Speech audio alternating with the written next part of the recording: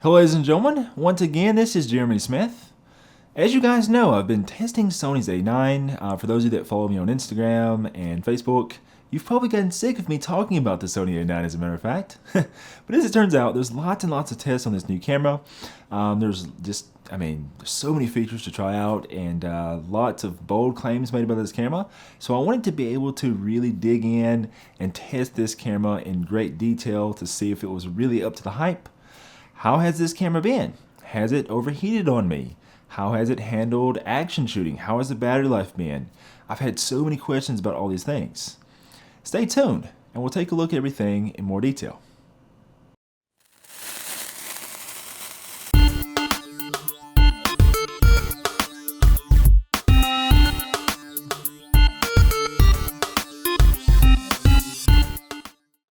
Okay, so we'll go ahead and get the big thing out of the way so far. No, I haven't had any overheating issues so far with the camera. I decided to go out and sort of pretend to be a sports photographer a little bit. I got Cody to come out to the soccer field, and I had him just sort of go up and down the field. So, yeah, thanks, buddy. But anyways, I ran him up and down the field until he just could hardly stand anymore. And I did lots of shots to test the focus tracking and so forth. And it was late evening, but it was fairly warm out. It was around, I think it was around 85 degrees or so that day. And no signs of overheating. Now, I know a lot of users have experienced some overheating issues with the camera so far. And I mean, some people are saying that it's has something to do with the, certain memory cards apparently, and some people seem to think that it's just caused by certain cameras. At any rate, with the memory cards and with the camera I was using, I didn't experience any overheating. Obviously, if I do, I will be updating you guys to let you know. To kind of delve into things here, so many things to talk about. I probably won't talk about everything. I'm going to hit the high points here, and there'll probably be another video because, as I mentioned, there's so much stuff to talk about on this camera. Now, in the previous video, I talked about battery life, and a lot of people were really like, no, Jeremy, such and such photographer has been getting like way more shots than what you said and all this. And the main thing I did initially with the camera, keep in mind I was testing a pre-production model, I wanted to test how the camera would do with the so-called banding issue. Frankly, that was the first thing I wanted to test, and I went ahead and tested that. I didn't have enough time at that point to really go out and shoot with the camera for a very long period of time to really tax the battery. Okay, so after 717 photographs, lots and lots of action photos here, and lots of action photos. See it lose focus there a little bit. Anyways, after all these action photos, I am still at 88%. And yeah, that's after 717 photographs. So I don't know, I am very impressed. And as I sort of suspected already, Sony was very conservative about their battery life figures. The battery life on this camera is so good that I charged it up, I played with the menus, I went out, I did that shoot with Cody, I did a lot of other shooting with the camera. I went in and started filming this video and showing all the menus and everything, and then I took more pictures, and this went on for like, this basically went for like 3 or 4 days.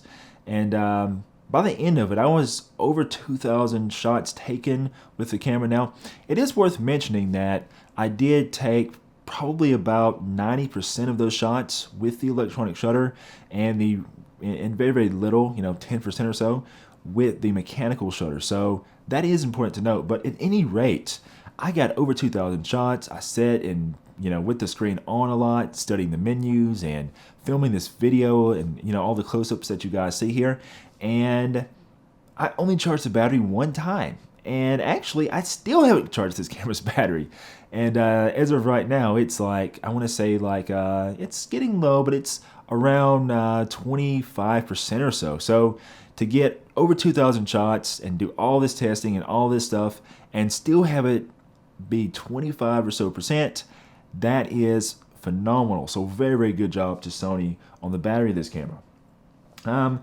Another thing that I like about this camera is that there's lots of ergonomic changes about this camera. Now, basically, you know, I've had lots of reservations about mirrorless cameras in terms of their ergonomics.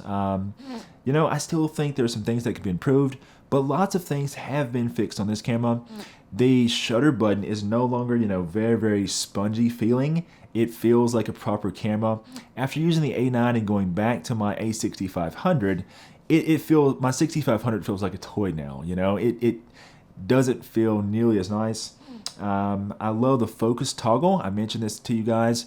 Now, in my previous video, I talked about how the focus toggle was, you know, was really awesome. It was way better than the Nikon and the Canon units. It may not quite be up to that level, but I still don't consider it to be bad. It moves left, right, up, down very effortlessly. The only thing is, whenever you press in on it, sometimes I notice it's a little unresponsive. Normally when you press straight in on it, it jumps the focus points to the middle of the screen. Sometimes I noticed it didn't jump back. I had to press it again. But all in all, I mean, it's a heck of a lot better than the touchscreen on the A6500, I can tell you that much. And this camera has a touchscreen too, but because the focus toggle is there, I never even bothered with the touchscreen. So, really awesome. Dual memory card slots in this camera. Now, Sony, they've released some new, very fast memory cards, and I don't have access to those right now. I did all my testing with some Lexar UHS 2 1000X memory cards, and it did pretty well. You know, I'm not much of an action photographer, but I could still appreciate the fact that the camera's buffer cleared reasonably fast, and I look forward to testing this camera with some faster cards, especially those Sony cards in the future. But all in all, everything worked out well for me.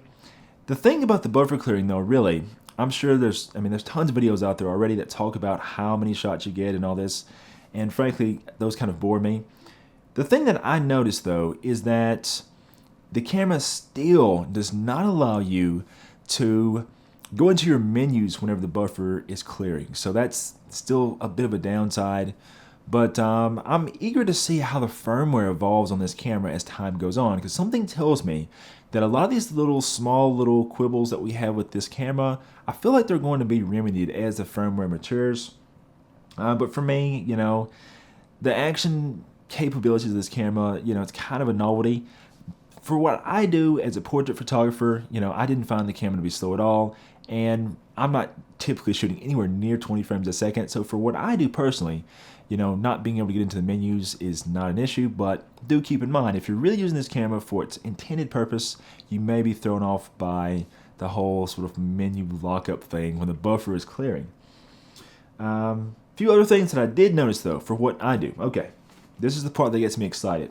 So, with mirrorless cameras, one downside that we have is that when we start speaking about the way the camera focuses, the image sensor in the camera has to do lots and lots of work. It's kind of, I mean, comparing a mirrorless camera to a DSLR, it's kind of like comparing a front-wheel drive car to a rear-wheel drive car.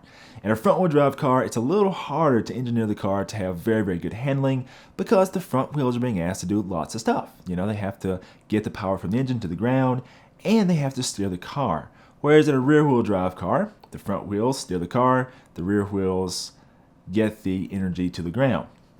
Now, this basically is the same thing in mirrorless cameras versus DSLRs, because in a DSLR camera, whenever DSLR is shooting, you have sensors in the camera that are dedicated to the focus system, and then you have your image sensor that's dedicated to capturing the image data for the photograph.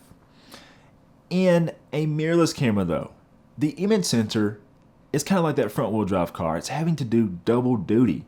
So basically, not only is the image sensor having to capture the data for the photograph, but it also is responsible for the focusing duties. Now, I know, very long answer, but the big thing about this camera is the sensor readout is much faster. So not only do we not see, you know, as much we don't have as much chance of having like banding in our images and things like that. And no, I still haven't seen any weird banding so far. But we also see the AF performance speed up too, because as the camera's readout speed increases, not only is it able to get the image data off the sensor faster, but it's able to get the focus data off the sensor faster as well. So when we start looking at things like my favorite Sony feature, the eye detect autofocus, the camera works phenomenally well. Now we saw, you guys remember when I did the A6500 review, I had a little snippet in there where I showed how much faster the eye detect autofocus was with that camera. With the A9, it's even faster.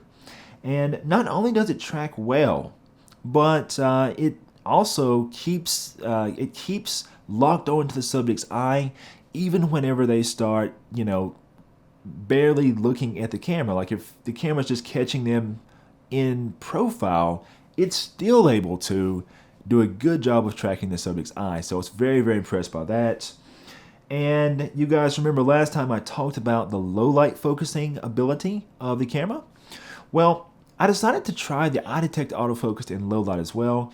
Notice that in this little snippet of video, notice I'm shooting at 25,000 ISO, but I'm also shooting at f5.6. So notice that it's very dark, but I wanted to see how well the camera would focus track even when it stopped down.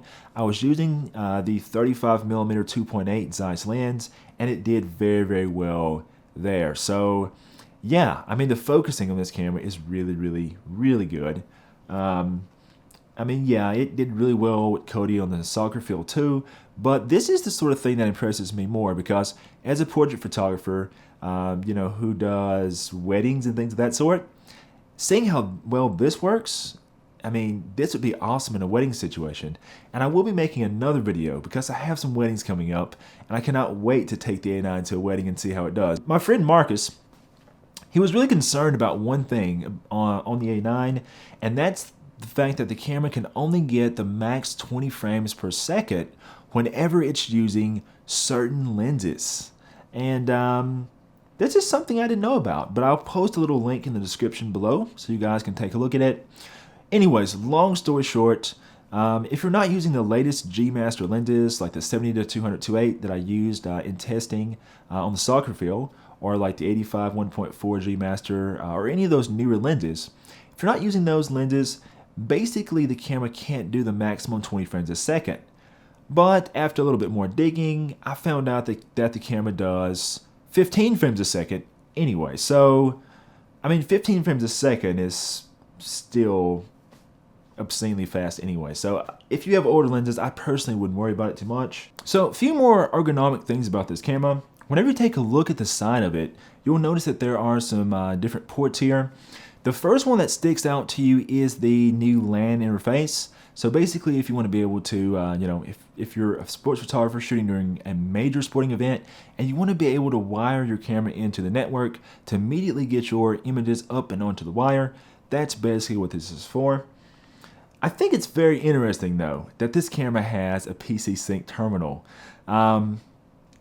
Photographers that are old enough to be my grandfather don't consider a camera to be a proper camera unless it has a PC sync terminal.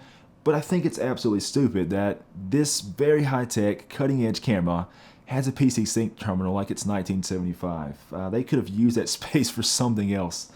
So I think that's pretty funny. Yeah, they could have used it for something like USB 3, Anyway, so still no USB 3 on this camera. I thought that was a bit strange. And let's see, what else about this camera?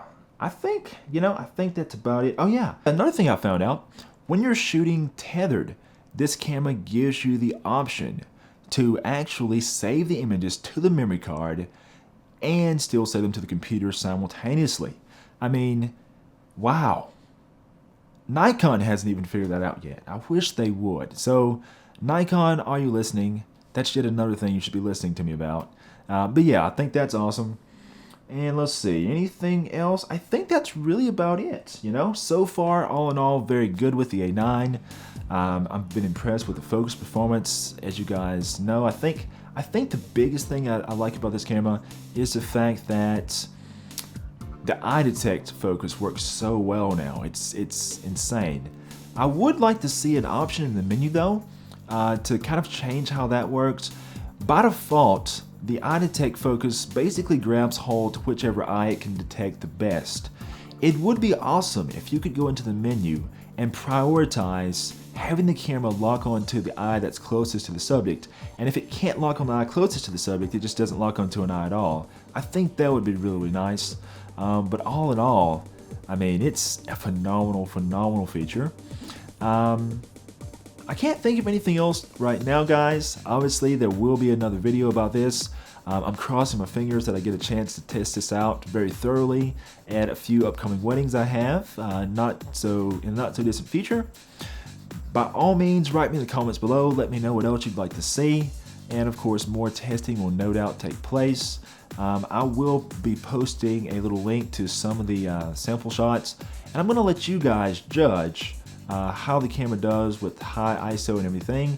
I have a few shots taken at some pretty insane ISOs, so check those out. Write me in the comments below, let me know what you think. And don't forget to follow me on Instagram and Snapchat and all that popular social media. I am Photog J the Great.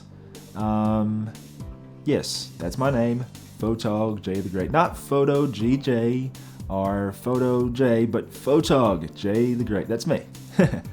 So anyways, guys, until next time, this is Jeremy Smith, signing off.